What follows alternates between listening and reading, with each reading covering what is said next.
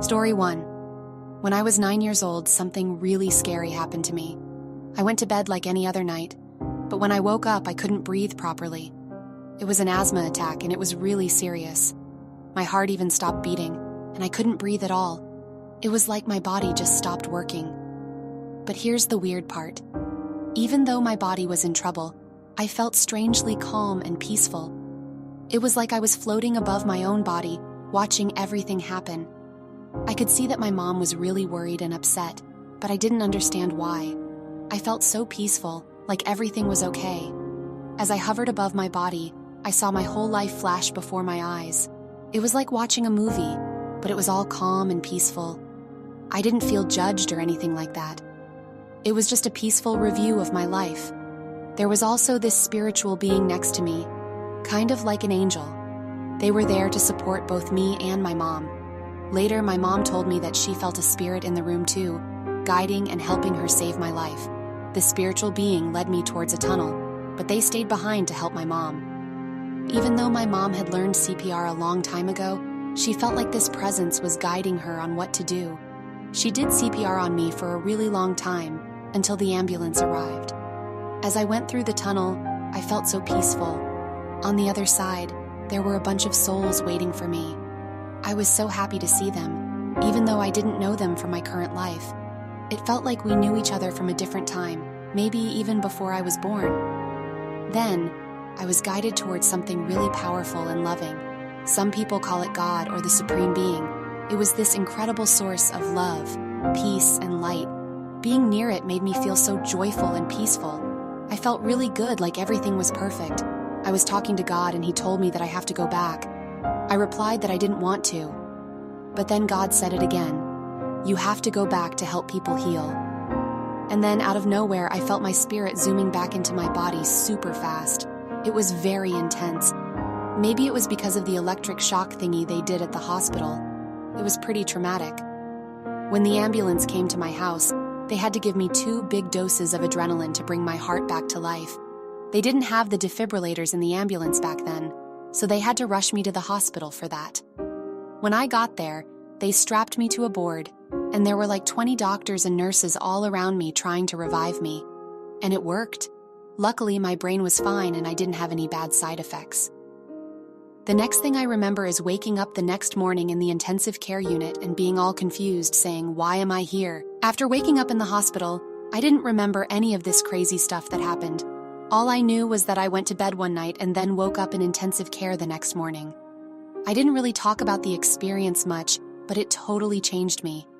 I felt like I had a real purpose in life, and I was always looking for ways to help and support others. That's why I started studying psychology, counseling, and life coaching. My main goal was always to lend a hand to people in need. I also became really interested in spirituality and started exploring different religions and beliefs. I checked out Christianity, Baha'i, yoga, Catholicism, and even indigenous and spiritualist faiths. I tried everything, but nothing really clicked.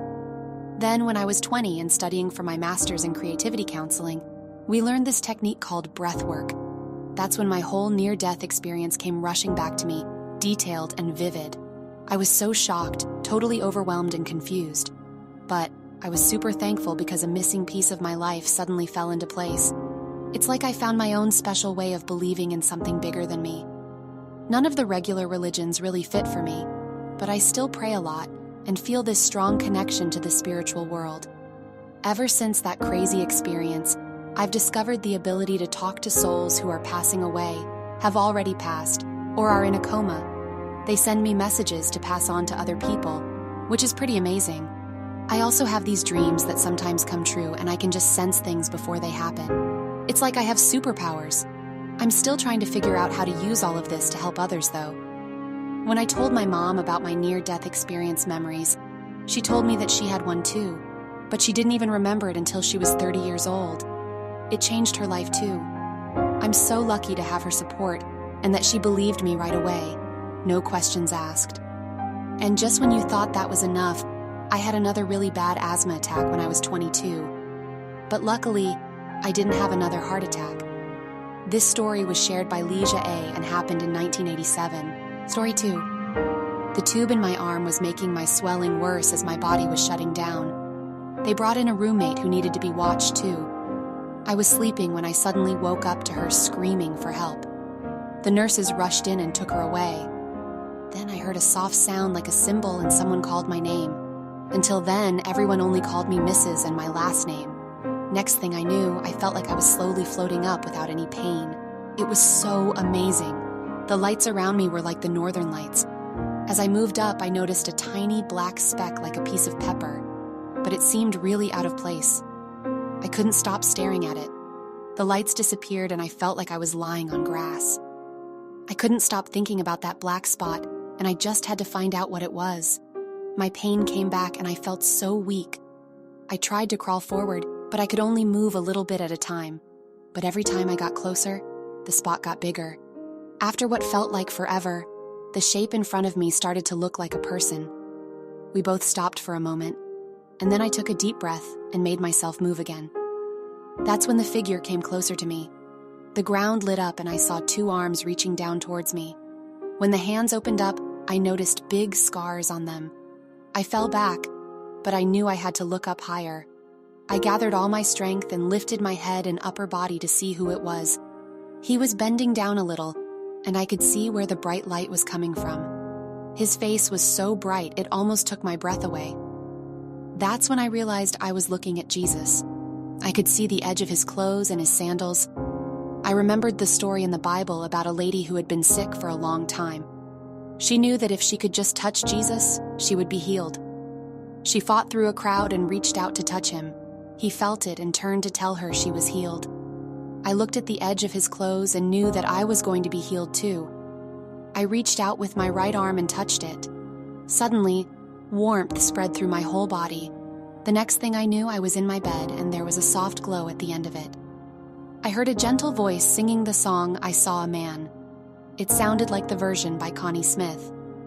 Then the nurses rushed into the room. The first nurse checked my vital signs and told the other nurse that everything was normal. The other nurse said, "Not bad for someone who just flatlined." All I could think about was that I really needed to use the bathroom right away. They laughed and took care of me. They kept me in the hospital for 3 more days to watch over me. The doctor told my husband to keep a close eye on me because I might still have some problems. He didn't really know what to say. Wow, it feels like forever since this crazy thing happened to me. The surgery I was supposed to have didn't even happen because my body didn't want to accept the medicine they gave me through the IV. And to make things worse, I ended up getting a bad infection. The doctors just kept me in the hospital to watch over me and make sure I was okay. The only thing I had to do after leaving was get the stitches taken out. The doctor told me I was super lucky. Back then, I didn't really talk about miracles or anything like that because people might have thought I was a little bit crazy. So I didn't say much to the doctor about what I experienced. But let me tell you, I was asked so many times to share my story in churches, and even there, some people didn't believe me. But I know what I saw. I saw Jesus, I was in heaven, and I was completely sane. Ever since I touched the hem of Jesus's garment, my health has been amazing. I saw his sandals and how hard he worked to heal me. His face was shining bright, and I knew for sure that I was with Jesus. Even skeptics can't say I was drugged because I didn't get any medicine at that time. I was 34 years old when all of this happened, and now I'm 82. My doctor is still amazed at how healthy I am for my age. Through all of this, I learned a really important message from a song. Jesus said, "If I be lifted up, I will draw all men to me." I've tried my best to do just that by loving Jesus and loving others. My life has been so blessed, and I've seen so many miracles during that time. It's been incredible. This story was shared by Darlene P. and happened in the 1970s.